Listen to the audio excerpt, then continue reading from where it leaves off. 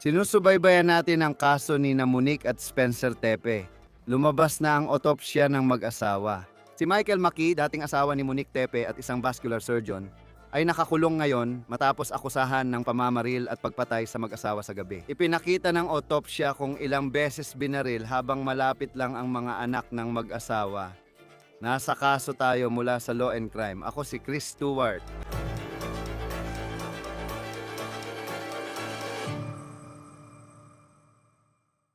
Uy mga kaibigan, bago tayo magsimula sa On The Case na sikat sa YouTube, pag-usapan muna natin ang ating sponsor. Morgan, pinakamalaking personal injury law firm sa Amerika. Law firm sila na may 1,000 abogado at nakabawi ng bilyong dolyar para sa 500,000 kliyente. Kamakailan may kliyente sa Florida na tumanggap ng dolyar 12 milyon kahit 350,000 lang ang alok ng insurance. Sa Pennsylvania, may kliyenteng nanalo ng 26 na milyon. 40x ng insurance offer pinadadali ng Morgan & Morgan ang pagkuha ng nararapat sa iyo. Pwede ka pang magsimula ng claim gamit ang iyong telepono.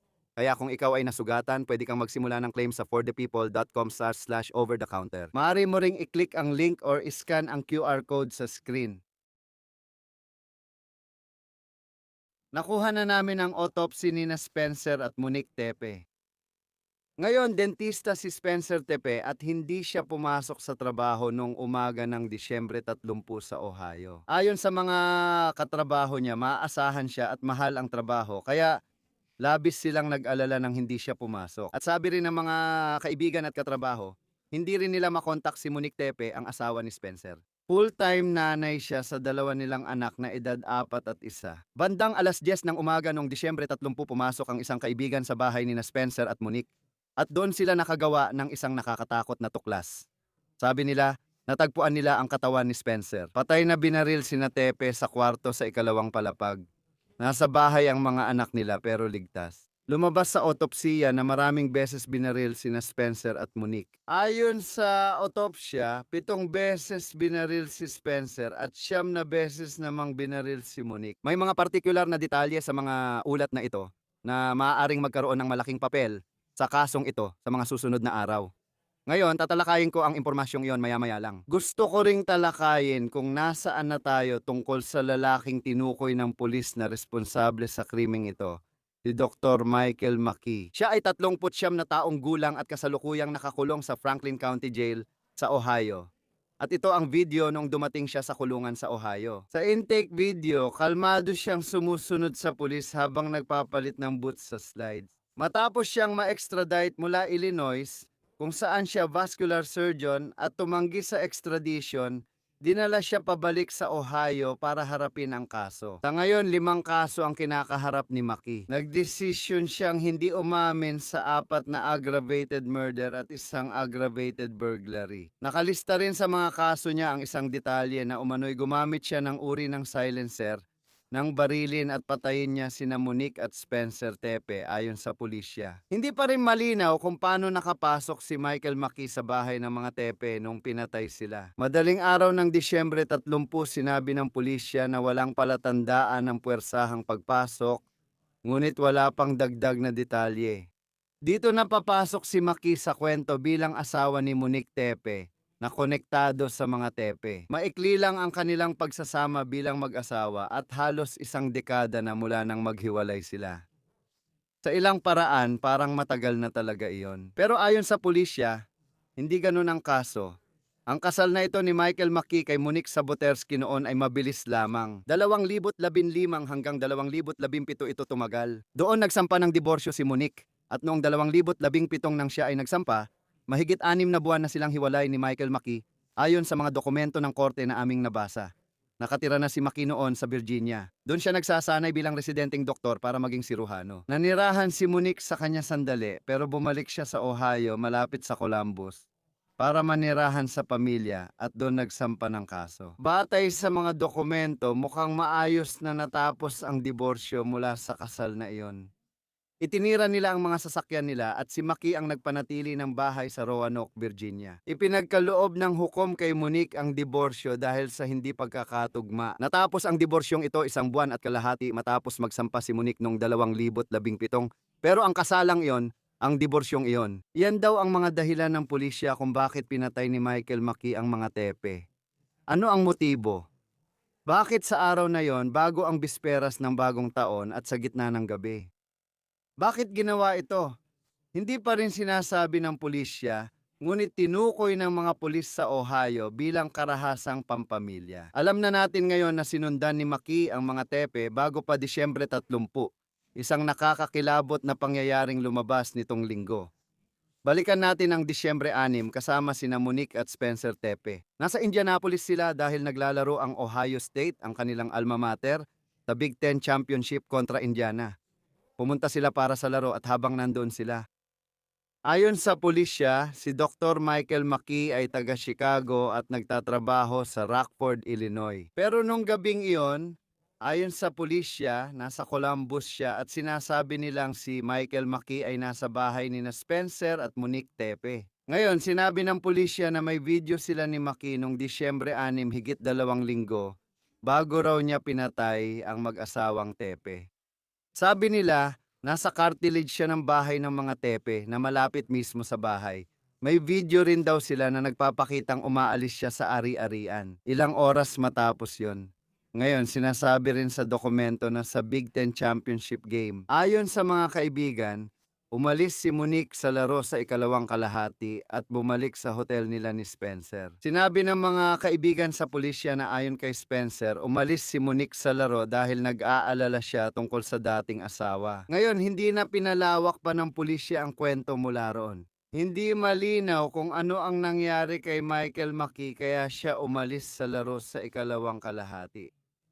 Hindi malinaw kung ano ang akala ng pulisya na ginawa ni Michael Maki sa bahay ng Tepe habang wala sila. Ngayon alam ko na sinabi ko na sa unang tingin ang kasal ni na Michael Maki at Monique ay mukhang maayos. Pero ayon sa mga homicide detectives at sa isang bagong binuksang affidavit, hindi raw iyon ang kaso. Base sa mga nakausap nila, sinabi nila na sa simula pa lang ng investigasyon, may mga taong nakakakilala sa mga Tepe ang nagsabi sa pulisya na si Michael Maki ay isang taong dapat nilang imbestigahan para sa mga pagpatay na ito. Ayon sa mga kaibigan at pamilya ni Monique, naging mapang-abuso si Michael Maki at ilang beses siyang nagbanta sa buhay ni Monique kahit matapos ang kanilang kasal. Nakakakilabot ito. Ayon sa saksi, inakusahan ni Monique Tepe si Michael Maki ng sapilitang pakikipagtalik at pananakal at patuloy pa raw ito. Isa pang nakilalang saksi ang nagsabi sa mga detective na sinabi ni Michael D. Maki kay Monique na kaya niya itong patayin anumang oras. Hahanapin niya ito, bibilhin ang katabing bahay at palaging magiging asawa niya. Nakakatakot ito, pati ang autopsy ni na Spencer at Monique Tepe. Si Spencer Tepe ay binaril ng 7 beses. May mga sugat siya sa ulo, leeg, katawan at mga braso at binti, ayon sa deputy coroner. Ayon sa ulat, nakasuot ng shorts at suot pa rin ang singsing sa kasal si Spencer. 6 na pahinang dokumento ito na nagpapaliwanag kung saan tumama ang bawat bala kay Spencer. At alam kong mahirap itong basahin at mahirap ding pakinggan. Pero mahalagang ebidensya ito pagdating sa pagbuo ng kaso na si Michael Maki di umano ang gumawa nito. Ayon sa autopsy, may isang bala na pumasok sa kaliwang bahagi malapit sa tainga ni Spencer at isa pa sa leeg niya. 2 bala ang pumasok sa kaliwang bahagi ng kanyang dibdib, isa sa kaliwang bahagi ng itaas ng kanyang likod, at isa pa sa kanyang kamay. Ngayon, bumalik tayo sa simula ng investigasyong ito. Bago maaresto si Michael Maki, iniulat ng WSYX-TV at Columbus na may ilang basyo ng bala sa sahig ng bahay ni Tepe. Ipinapakita ng autopsya kay Monique na siya ay binaril ng 9 na beses. Si Monique ay tinamaan ng bala sa ulo, minsan na pumasok ang bala sa kanyang pisngi. 3 beses din siyang binaril sa dibdib. Binaril siya sa tiyan, kamay, bisig at 2 beses sa biceps. Ayon sa pulisya, na-recover nila ang 2 bala sa pinangyarihan na maaaring maging mahalagang ebidensya sa kaso.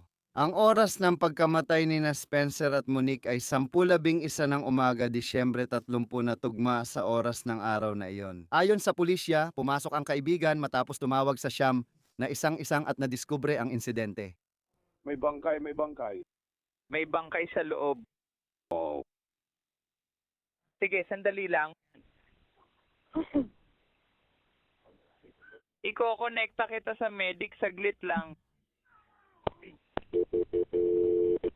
Ngayon, pagdating sa paghahanap kay Michael Maki, bukod sa katotohanang nagkaroon siya ng nabigong kasal kay Monique. Ayon sa pulisya, si Tepe ay taong interesado sila na nakita sa video bago siya maaresto, ilang araw matapos ang pagpatay sa mga Tepe. May lalaking nakaitim na kakaiba ang lakad sa likod ng bahay ni na Spencer at Monique. Ayon sa kanila, si Michael Maki iyon dahil alam daw nila. Ayon sa kanila, natuntun nila ang sasakyang konektado kay Michael Maki at sumakay doon ang taong kanilang hinahanap. Ayon sa pulisya, dumating at agad umalis ang sasakyan bago mapatay ang mga tepi sa pagitan ng alas 2 at alas 5 ng umaga noong ika-30. Ayon sa pulisya, may kakaibang katangian ang sasakyan at natukoy ng investigador ang di umano'y mga ninakaw na lisensya mula Ohio at Arizona na ipinakita sa sasakyan. Mukhang natunto ng pulisya ang sasakyang ito sa biyahe mula Illinois papuntang Ohio at pabalik ng Illinois. At sinabi pa ng pulisya na natuklasan nilang konektado ang sasakyan sa address ng trabaho ni Michael Maki na isang ospital sa Rockford, Illinois, mga 1 oras at kalahati sa kanluran ng Chicago, pati na rin sa isang dating address ni Maki. Alam natin na si Maki ay tumira sa Las Vegas at nagtrabaho sa isang surgical group. Sa kanyang kasaysayan, makikita na 15 taon siyang nag-aral para maging siruhano. Kahanga-hanga ang karerang pinasok niya at mukhang mahusay siya rito. Sa kasong malpractice sa Las Vegas, inakusahan si Maki na hindi niya na-train ng maayos ang isang empleyado. Ang kahina-hinalang bahagi nito, at napag-usapan na natin ito, ay kung ilang beses sinubukan ng isang kumpanya na abutan siya ng mga dokumento pero hindi talaga siya matagpuan. Ang surgical group na pinagtatrabahuhan niya ay nagsabi pa na si Maki, isang vascular surgeon, at isa sa mga nangungunang tao sa klinikang ito, ay bigla na lang nawala. Sabi ng abogado sa WSYX at Columbus, nagbigay ng peking address si Maki sa trabaho. Ngayon, nagtatrabaho siya sa ospital sa Rockford, Illinois. Ang ospital ay OSF St. Anthony's. Noong Disyembre 6 gabi ng Big Ten Championship, sinabi ng pulisya na wala sa schedule si Maki na magtrabaho. Ayon sa pulisya, inaresto si Maki noong Enero 9. Kinumpiska nila ang kanyang pilak na SUV mula sa parking lot ng ospital na iyon sa Rockford at sinabi nilang may pansamantalang Arizona na plaka ang sasakyan ni Maki bago ang mga pagpatay. Pero pakinggan mo itong sinabi. Napansin ng mga investigador ang bagong gasgas sa bintana kung saan mabilis na tinanggal ang sticker na dati nang nakakabit bago ang mga pagpatay. At ayon pa sa pulisya, nang maganap ang pagpatay sa mga tepe noong Disyembre 30 na iwan ni Maki ang telepono sa trabaho at walang aktibidad sa loob ng 17 oras. Ngayon, hindi pa natin naririnig ang panig ni Michael Maki tungkol sa kwento kung bakit nga ba, kahit papaano. Ayon sa pulisya, 17 oras hindi gumalaw ang telepono. Pero wala pa ring paliwanag tungkol dito. Pagkaraan ng aresto ni Maki, hinalughog ng pulisya ang kanyang apartment sa Chicago at nakakita ng maraming armas, kabilang ang isa na konektado sa krimen. Kahit marami tayong natutunan sa affidavit at autopsy, hindi pa rin klaro kung paano nakapasok si Maki sa bahay ng mga tepe nung gabi ng pagpatay. Ayon sa pulisya, walang bakas ng puwersahang pagpasok sa bahay. Narito ang video na nagpapakita kay Maki na pumapasok sa Franklin County Jail matapos tanggihan ng extradition mula Illinois. Kita rin si Maki sa video. Kalma lang siyang naglalakad, nakaposas ang mga kamay sa loob ng kulungan at mukhang nakasibilyan na damit siya habang nagpapalit ng tsinelas. Hindi siya nagpapakita ng emosyon at patuloy sumusunod sa utos ng kapulisan. Si Maki ay nakakulong ng walang piyansa sa Ohio. Hindi binanggit ng abogado ang piyansa, ngunit sinabi niyang pwede itong gawin sa ibang araw. Hindi pa rin malinaw kung kailan babalik sa korte si Maki. Kasama natin ngayon si retiradong Detective Commander ng Chicago Police Department, Wills Velar, para talakayin ang kaso. Salamat sa oras mo. Kaka-release lang ng autopsy ni Spencer Tepe. Ayon sa lokal na media, mula simula pa lang, alam nating binaril siya ng maraming beses. Ano ang naging reaksyon mo nang mabalitaan mong 7 beses siyang binaril base sa autopsy? Sa tingin ko sobra na, parang overkill na. Nahuli niya siya tapos agad-agad siyang nagpaputok ng sunod-sunod. Lahat ng sugat niya nasa kaliwa, kaya tingin ko nakatagilid siya sa kanan sa kama nang bigla siyang nagpaputok. Kami, sa oras ng pagre-record na ito, wala pa kaming autopsy ni Monique Tepe, pero kung lumabas na, mas kaunti ang tama niya ng bala kumpara kay Spencer Tepe. Magagamit ba yan bilang ebidensya sa kaso, Michael Maki? Para sabihin na kung siya nga ang gumawa nito, malinaw na may dahilan doon, maaaring may kinalaman sa kasal, maaaring may kaugnayan, na ito ang lalaking pinakasalan ng kanyang dating asawa. Maaari mo bang bigyang kahulugan yon base lang sa dami ng beses na binaril ang isang tao? Patay na ang utang, patay ay patay. Wala nang halaga kung unang o huling putok ang pumatay sa'yo. O walang epekto sa kaso o pagsampa nito, patay na ang utang. Kapag tinignan mo, alam natin. Sa simula, napag-usapan natin ang di umano'y mga basyo ng bala na natagpuan sa pinangyarihan. At para sa ating hindi eksperto pagdating sa ballistics at kung paano sinusubaybayan ang mga bagay na yan, paano makakatulong ang isang basyo ng bala kung kukunin mo ito mula sa lupa. Dito, di umano'y 7 beses pinaputukan si Monique Tepe. Ibig sabihin maraming putok ang pinakawalan sa kwartong ito gamit daw ang silencer. Ano ang maaari mong mapulot kung yan ay ebidensyang hawak talaga ng mga autoridad?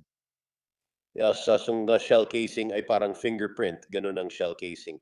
Natatangi ito sa isang baril at nangyayari iyon sa primer strike sa likod ng bala. Parang may natatanging uka na ginagawa nito sa primer. Pati sa ejector, kapag in-eject ang nagamit na casing at nilalagyan ng bago, may naiiwang marka sa gilid na parang fingerprint na natatangi sa bawat baril. Nabasa ko na 9 mm ito.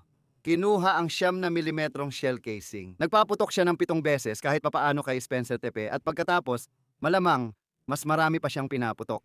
Ibig kong sabihin, ilang bala ba ang kayang lamanin ng baril na iyon? Maaaring naubos niya, alam mo yon, pinaputok lahat ng bala na sinasabing nasa loob ng kwarto na yon.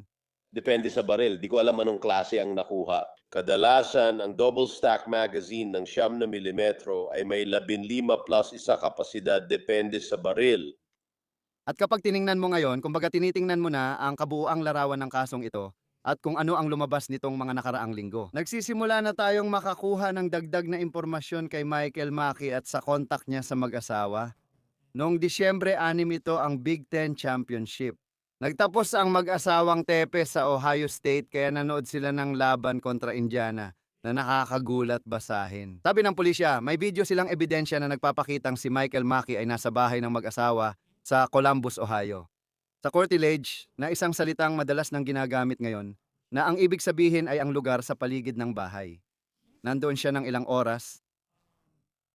Sinubaybayan na namin ang kaso mula simula bago maaresto si Michael Maki. Ano reaksyon mo dito?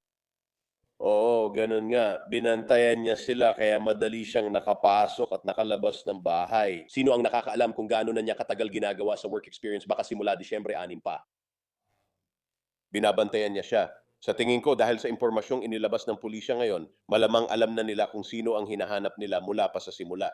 Well, at iyon din ang interesting na bahagi kasi ito ay naging manhunt kung gusto mong tawagin na ganun. Umabot ng 9 or 10 araw bago na aresto si Maki noong Enero 9, kaya mahigit 10 araw bago siya naaresto sa Illinois. Naaalala ko na pag-usapan natin na parang may ebidensya ang pulis pero tinatago nila ang impormasyon. Kapag may investigasyon na kasama ang mga kaibigan ng Tepis mula simula, sinasabi na si Michael Maki ay isang tao na dapat nilang imbestigahan at pagkatapos alam ang ilan sa mga ebidensyang nakuha nila, bakit inabot ng ganong katagal. Alam mo ang nangyari sa loob ng 11 araw na yon, binubuo nila ang kaso nila. Noong alam mo sa isang punto parang maaga pa lang, may ideya na sila na siya ay isang taong kailangan nilang imbestigahan. Sigurado akong tinitingnan na nila ito mula pa sa simula. Kailangan ng kaunting oras para iproseso ang ebidensya, kailangan din ng kaunting oras para subaybayan ang mga ginawa niya. Paano mo mapapatunayan na nandoon siya nung gabi ng pagpatay nung Disyembre 9? Kaya kailangan mong suriin lahat ng video evidence mo, kailangan mong tingnan ang mga record ng telepono niya, mga statement ng credit card niya, kahit anong magpapatunay, naglakbay siya papuntang Ohio mula Illinois. Pagdating sa sandata ng pagpatay, sinabi ng pulisya sa isang press conference na meron silang paunang koneksyon sa crime scene mula sa sandatang natagpuan sa loob ng kanyang apartment sa Chicago. Alam ko na may mga abogado ng depensa na magsasabi na tulad ng ballistics at maaaring itapon ang siyensyang iyon. Um, Ano ang magiging paunang koneksyon ng isang baril para mapatunayan na iyon nga, kahit paunang tingin, ang sandata ng pagpatay na natagpuan sa pinangyarihan? Napakasimple lang. Sa pagsusuri ng baril, magte-test fire ka, kukunin mo ang casing at bala na ginamit mo sa test fire mula sa baril na yon. Pagkatapos, ikukumpara mo ito sa mga casing o bala mula sa pinangyarihan or autopsy. Epektibo ito kung maayos pa ang mga bala at kaya mong gawin. Likod ng bala ang tinitingnan, hindi harap. kaya posible nang na-flat ito. Kung saan lumalabas ang bala mula sa casing, nagiiwan ito ng rifling na pwedeng iugnay sa baril. Preliminaryo pa lang ito at naghihintay pa ng verification. Bala at shell casing ang inihahambing at hindi ito madali. Maganda ang siyensya rito. Isa pang bahagi ng kwento, mukhang ito talaga ang mahalagang ebidensya na nag-uugnay kay Michael Mackey sa insidente. Ito yung sasakyan na umano'y minaneho niya nung gabing pinatay niya ang mga tipi. Dahil ito ang sasakyan na ayon sa pulis, may umano'y ninakaw na plaka mula Ohio at Arizona. Alam namin na hindi siya tumira sa Arizona. Sabi nila nung siya'y inaresto, nawala na ang plaka mula Arizona na sinasabing nandoon bago ang mga pagpatay. Sabi nila, minadali raw ang pagkaskas nito. Gaano kaganda ang teknolohiya kung sinusundan mo ang sasakyan mula Illinois hanggang Ohio para malaman kung ano ang laman nito? Ano ang mga natatanging katangian para masabing ito ang sasakyan niya? Malinaw na may plaka, pero gaano kaganda ang teknolohiyang iyon? Depende ito sa mga camera at location mo, gaya ng sa truck stop.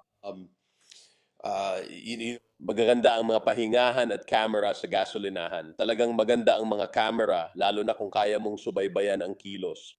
Maaring basag ang windshield or may kakaibang bumper sticker ang sasakyan. Pero ang mga camera na meron tayo ngayon sa lahat ng mga lugar na ito, mga surveillance camera, mga camera sa highway, mga camera sa turnpike, lahat sila ay magaganda. Iniisip ko ang cellphone ni Michael Mackey na interesante kung ipinakita nitong nasa bahay siya ng mga tepe noong Disyembre 30. Dito tayo uupo at malinaw na ipinapakita na si Michael Mackey di umano ang gumawa ng krimen. Ayon sa pulisya, hindi gumalaw ang cellphone tamo niya ng 17 oras. Maaaring surgeon siya na hindi gumagamit ng cellphone habang naka-duty. Sa kabilang banda, maaaring ibig sabihin nito na iniwan niya ito. Alam niyang susubaybayan ng pulisya ang kanyang mga galaw sa araw na nangyari ito. Paano nga ba iyon? Ano ang masasabi mo kung may nakita kang tao na matagal nang walang ginagawa sa cellphone niya? Lalo na nung isang lalaki ang inakusahan ng pagpatay sa dalawa. Bahagi na ito ng palaisipan. Napag-usapan natin dati na pwedeng patunay na nasa lugar ng krimen ang cellphone ng tao, tama? Pero ang dapat mong patunayan ay talagang kasama ng taong yun ang cellphone. Ngayon, inisip niya na kung iiwan ng cellphone, hindi nila ito matutunton. Tama, matutunton natin kung saan nanatili ang telepono niya. 17 oras siyang malayo sa krimen, pero makikita rin natin na may iba pang nangyari sa panahong iyon. Yung hindi natagpuan ng telepono niya ay bahagi ng puzzle. Sa paggawa ng kaso, mahalaga na ring ebidensya yon, parang nando na rin ang telepono. Sa pagbabalik tanaw sa mga pinakawalang putok, ayon sa lokal na media, parehong maraming beses na binaril ang mga tepis. Pero nang marinig ang pito, napakaraming putok iyon sa masikip na lugar. Inaakusahan siyang gumamit ng silencer o pampahina ng tunog. Alam mo mata, ito ay isang lugar. Kapag nakita mo ang bahay ng mga tepe, ito ay mga townhome na magkatabi, hindi apartment. Malamang naririnig mo ang kapitbahay mo kapag nasa bahay ka at di ko rin alam kung sino pa ang nandoon sa lugar na ito. Pero gaano ka-epektibo ang silencer? Alam ko na hindi ito tulad sa pelikula na sobrang hina ng tunog na parang walang nakakarinig.